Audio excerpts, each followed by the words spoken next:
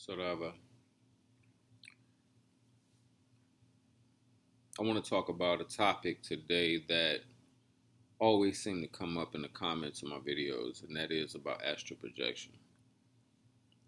I think astral projection is one of the most basic spiritual faculties that a human being can develop as a spiritually aware person.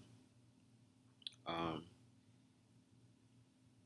Astral projection in itself, because there's a difference. There's a difference between mental projection and astral projection. Mental projection is basically when you can project your mind to a particular place, okay? And you can see what's going on. They call it remote viewing, but it's more like a clairvoyant ability that you're able to develop with certain occult techniques. Um, Astral projection, on the other hand, is when the actual soul of the individual is uh, projected and transported out of the body into the astral field. And during this time, sometimes, if the magician is very aware, then he has the ability to also take the spiritual body with it, and then the spiritual body and the astral body of the soul merge together on the astral plane. With this ability, the magician has the ability to appear even in a physical location, and even appear physical to the onlooker or to the average person. But astral projection for beginners, I would say, really breaks down based on neurotransmitters in the brain. Certain neurotransmitters in the brain are what actually cause the astral projecting experience. That experience of astral projecting is actually death.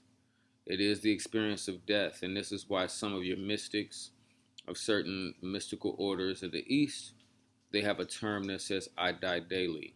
And they say "I die daily" because they go into a spiritual state of awareness in which they would effectively be astral projecting, and therefore they would experience death on a daily basis in their spiritual practice and their meditations and so forth. So when an individual talks about astral projection, they're actually talking about experiencing death before they actually expire permanently from this particular physical plane in this particular physical body. So, how do we induce astral projection, um, as it may be, from a practical standpoint? Okay, so astral projection is actually the process of uh, of L-tryptophan in the brain converting into serotonin, serotonin converting into melatonin, melatonin converting into pinoline, pinoline converting into 5-MeO-DMT, and 5-MeO-DMT converting into DMT, pure DMT. This pure DMT is what is actually secreted from the pineal gland during this anointing. Now you see where the Christian religion gets the term anointing from, to rub something. Anoint means to rub. So when they talk about having the anointing, they're talking about how the pineal gland is anointed or rubbed to the point that it has an orgasm, and that orgasm is the emission of dimethyltryptamine, which is known as DMT. Okay? So when DMT secretes from the pineal gland, the individual then experiences death. They experience the separation of the astral body or mental body from the physical vibration. Okay. Now, I say vibration instead of body because even the physical body, the mental body, and causal body are all connected. Okay. So even though it appears that you're separating from the physical, as if the physical is not spiritual. I don't want to get too complex on y'all, but everything is in a perpetual state of vibration. So there's really no such thing as spiritual. Everything is essentially spiritual because everything is vibrating. Everything that we perceive as physical matter, as we perceive as something dense, is actually in a perpetual state of vibration due to its atomic structure. So we know what an atom is because they taught us what atoms are in elementary school. They taught us what atoms are in middle school and high school. And atoms are basically electromagnetic particles that are composed of an electron and a neutron, or electron and a proton orbiting around a neutron. So an effectiveness, or the matter itself is pure energy.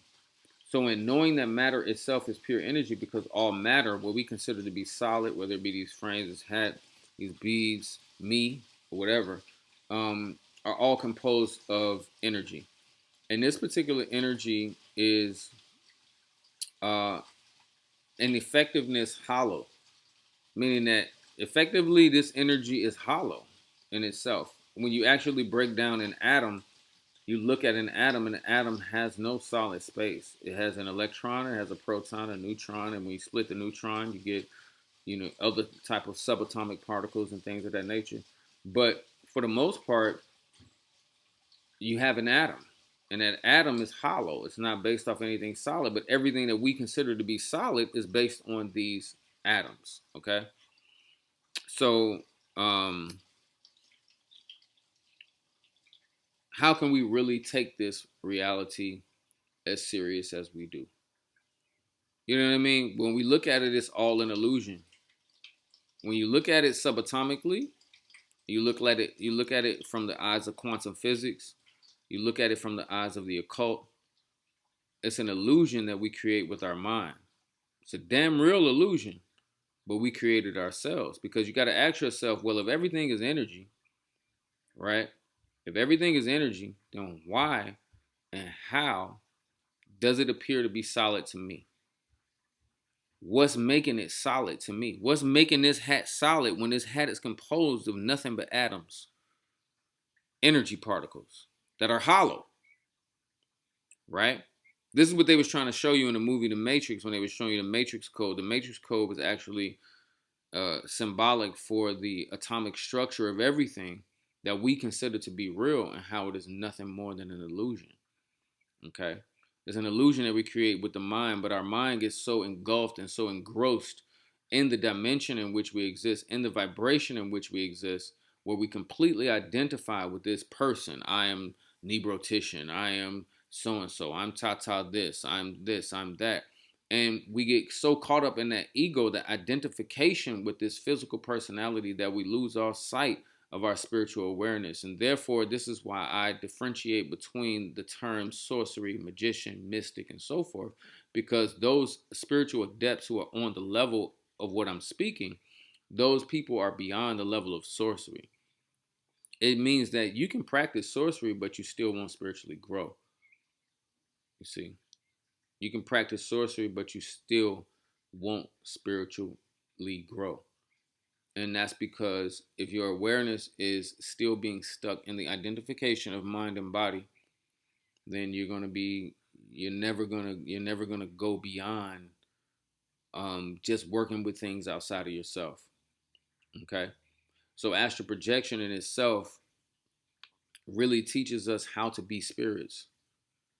You know, each of us, all they have this meme that they circulate all the time. Different memes that say, you're a human being having your soul having a spirit, a human experience, or something of that nature. And what you're actually saying is that, you don't have a soul. People will say, well, my soul, I have a soul. You don't have a soul. You are a soul. Okay, you have a spirit, and you have a physical body. You possess these things as a soul, but you don't have a soul. You are the soul. You are the awareness. Okay? So the work that we have as spiritual people, those people who want to be aware of what's going on, the work that we have is that we have to always stay aware of who and what we are. And there are going to be circumstances, there are going to be conditions, there are going to be situations in your life that are going to always want to pull you outside of yourself. You got to remember that the self is a soul, therefore, soul self. So, as long as you stay immersed within a self, whether you want to practice magic, whether you want to practice witchcraft, whatever, spells, readings, whatever, you can do all of that. But the more that you are immersed within yourself, the more protected you're going to be. The more that you are immersed within yourself, the more that you are going to be aware of everything that goes on in the spiritual realm. And the thing about it is there's no curse. There's nothing that can separate you from the self because you are self. Okay, there's nothing that can block you from self because you are self. You are the self. You are soul. You are awareness. And what is self and soul? It is awareness. It's pure awareness. Meaning that when we sit down to concentrate as occultists and we quiet our minds to the point that there's no other thought that exists in our mind, we no longer identify with being the mind in any way because we realize that the mind has been shut down through the process of concentration. And that awareness that observes this particular shutdown of the mind is the self. That awareness that looks at the mind and says, damn, I stopped all my thoughts. You know what I mean? Like that awareness is the self. And that is where you want to be. You want to always be in that state. And to be honest with you, when you're in that state, the chances of you wanting to be evil and all of these other different things that people deal with on a spiritual level or on a esoteric level, you won't even desire to do. Because in order you can't really stay in that state of mind when your mind is chaotic. If your mind's chaotic, paranoid, angry, fearful, whatever it may be, it's going to be very hard to stay in that state of mind. But in that state of mind actually gives us the highest level of astral projection. It gives us the ability to actually interact with the physical realm from an astral perception, meaning that we perceive ourselves as souls. We perceive ourselves as pure awareness, and we understand that we are actually observing the events that take place in our life, and we're not actually, they're not happening to us, but they're happening in front of us, if that makes sense. Because the soul and the awareness is immortal. There's nothing you can do to destroy it. It cannot sin. It cannot do any wrong. There's no right or wrong for the awareness. The soul is none of that. It's the spirit that actually judges whether something is good or bad. It's the mind. The spirit represents the mental matrix. The spirit represents the mind. It represents everything that deals with the mental plane, right? The soul deals with the causal plane, the actual astral plane, if you will. So you have the physical plane, the mental plane, and the causal plane of existence. Human beings are composed of these three vibrations, these three primary vibrations. Okay? And it is our awareness of these three vibrations simultaneously that allows one to be considered a master, allows one to be considered an adept, if you will, because an adept might not be a master yet, but an adept may be very thorough. He may be very effective in his understanding of the universal laws, of how to apply the universal laws in the terms and in the realms of magic and the occult, because that's what's most important. Being able to understand how to utilize the wisdom that you gain. It's one thing to have wisdom and sound deep, but if you don't know how to utilize it and use it in a practical way, then what worth does it have? And they have a term that says that an ounce of wisdom is more than a pound of knowledge any day. A lot of people in the spiritual community, they self-gratify themselves and exalt themselves for having a degree of knowledge. But then again, what level of wisdom do you have? Because you can have a lot of knowledge and don't know what to do with it. You can have a lot of knowledge of how to do something and end up harming yourself or harming people that you did not intend to truly harm. This is why wisdom in itself is more valuable than knowledge.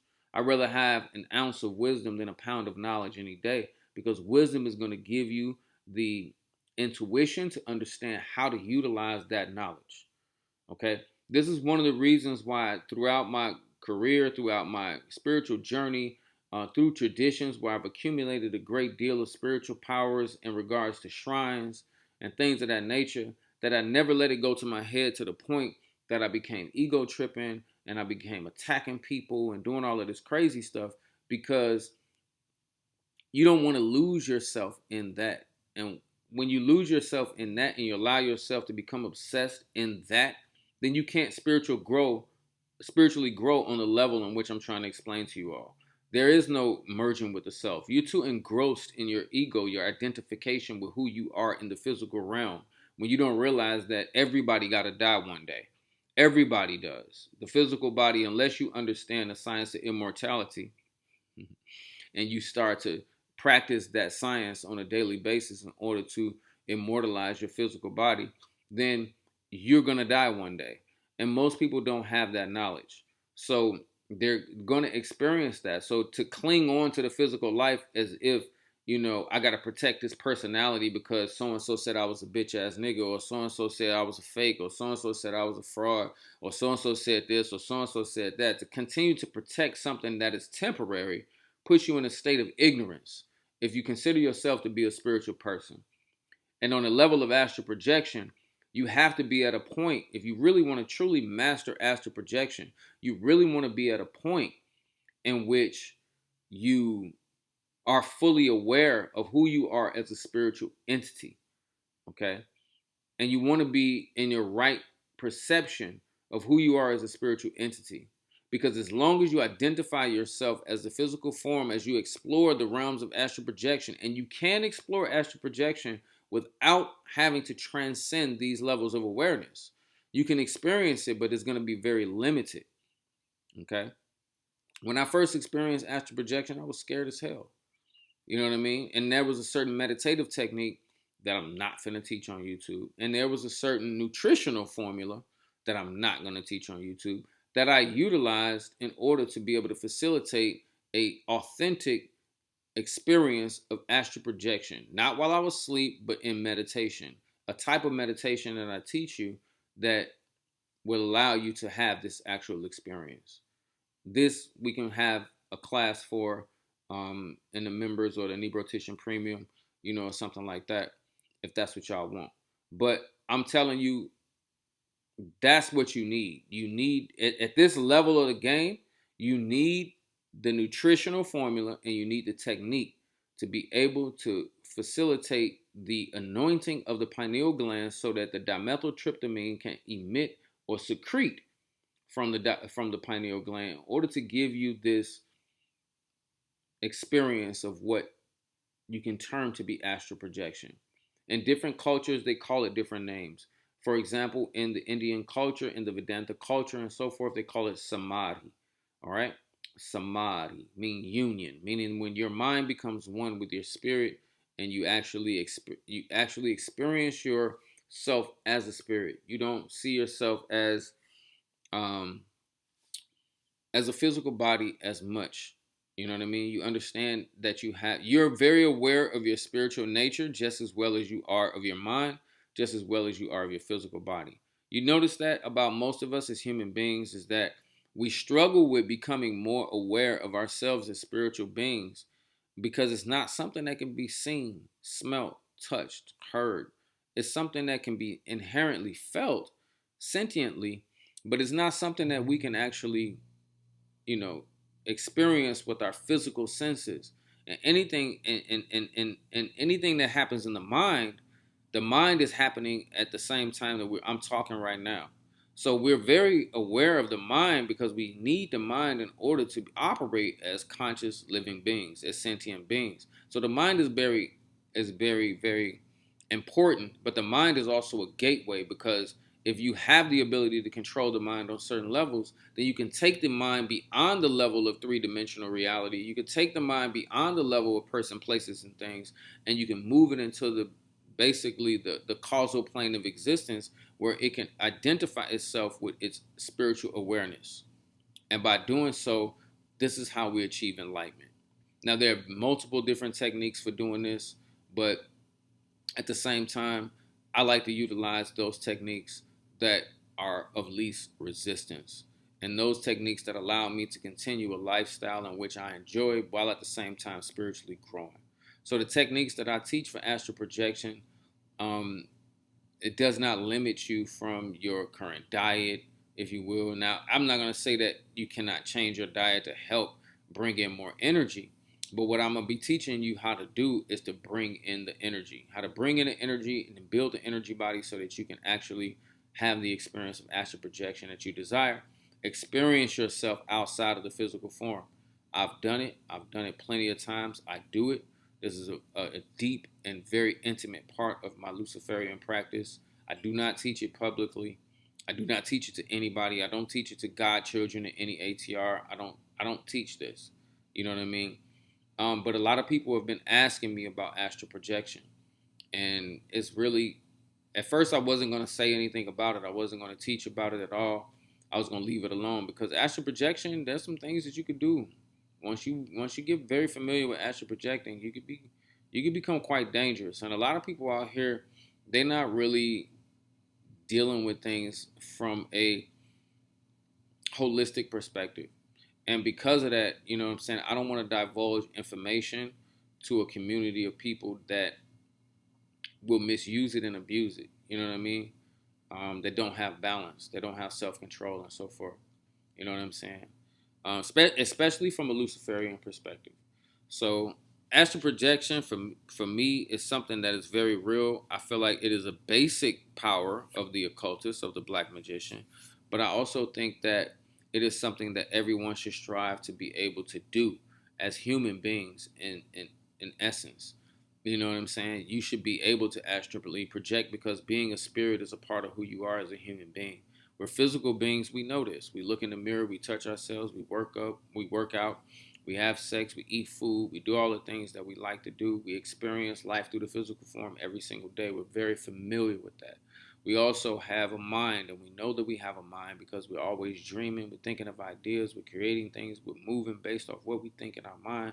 We are constantly utilizing the mind through the physical body in order to experience life. But there is an aspect of our life that we do not pay much attention to. And because religion, Orthodox religion, has taught us to be so spiritually lazy that we rather look continuously outside of ourselves into God, into something that we can worship outside of ourselves. It's one thing when you worship God as yourself, but if you worship God outside of yourself as if he's some entity out there that you have to get to, then you're doing yourself a disservice. And we translate that entire belief into African traditional religion, even into the idea of worshiping and venerating our shrines. So it's not to say that venerating and working with shrines are bad. What I'm saying is that when you look at it from a religious perspective, it really does your spiritual development a disservice because you're still putting yourself in an orthodox religious mindset, and you're going to deal with it and operate from an orthodox religious mindset, and it's going to give you very limited results. But when you look at it from a universal mindset and you understand exactly what it is, you understand what type of energies that you're dealing with, you understand why we give these energies a certain level of respect, and why we give them certain foods and certain offerings and animals and things of that nature that resonate with their frequency and their dimension and their energy, then you do not need to really perceive them from a religious perspective. You don't need to look at them in that way. You don't have to be afraid of them. You don't have to worry if they're going to punish you and things of that nature because you understand who and what they are. Okay? And you understand partly and do who and what they are because you also understand who and what you are. And you understand the universal laws that allow you as well as these forces to exist. I hope that I'm making sense in this video. I'm already at 23 minutes, so I'm gonna go ahead and end this video here. But as far as astral projection, um, there is a way to astral project. I'm not gonna tell you in a reading. I'm not gonna tell you over the phone. I'm not gonna tell you because you message me on WhatsApp how to do it and all that. You know, no. You know what I mean? I appreciate the viewership. I appreciate you guys for liking this video. Go ahead and click the like button on the video so that YouTube can know that my videos are relevant and the understanding of spirituality and occultism and magic and all of those good things.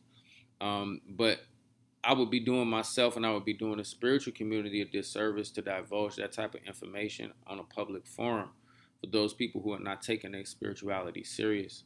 I feel like if you took your spirituality serious and you took your magical development serious and you felt like I was a credible person, that you took the time to watch this video, then I feel like you should click the join button in the description of this video and go ahead and join a membership where I will create a video strictly for my members that will detail and outline how to start facilitating the effect of astral projection, based on the way that I've done it and I've gotten results from it. And we can talk about how and what type of results. I'll also teach you the technique of meditation that you need to begin practicing, in order to build up the energy so that you can uh, anoint the pineal gland with enough life force that it does secrete dimethyltryptamine and you have that experience. So, yeah, if you're serious about that development, then I suggest you click the join now button below this video or on my YouTube channel. Go ahead and join, click the like on the video, you know what I'm saying, like I said, so that they can um, uh, collect the algorithm data and so forth, you know what I mean, to keep this channel going. But I feel like this video should also ultimately um, help to inspire you to want to do more research. There are great books out there that speak about astral projection. By all means, you don't have to learn about it from me, but I do have a proven technique that I use for myself that gives me very, very, very good results. But there are many, many good books that coincide with what I would teach you that will help you to understand more so what I'm teaching you, in my lectures and so forth. But practice is the only way to actually do it. You can read 1,000 books on astral projection. It's not going to help you astral project unless you actually have a pragmatic approach to facilitating that particular type of faculty in your spiritual body, your mind, and so forth. So I hope this video was informative for y'all. I hope it brought value to you. And I'll see y'all in the next video. Love you.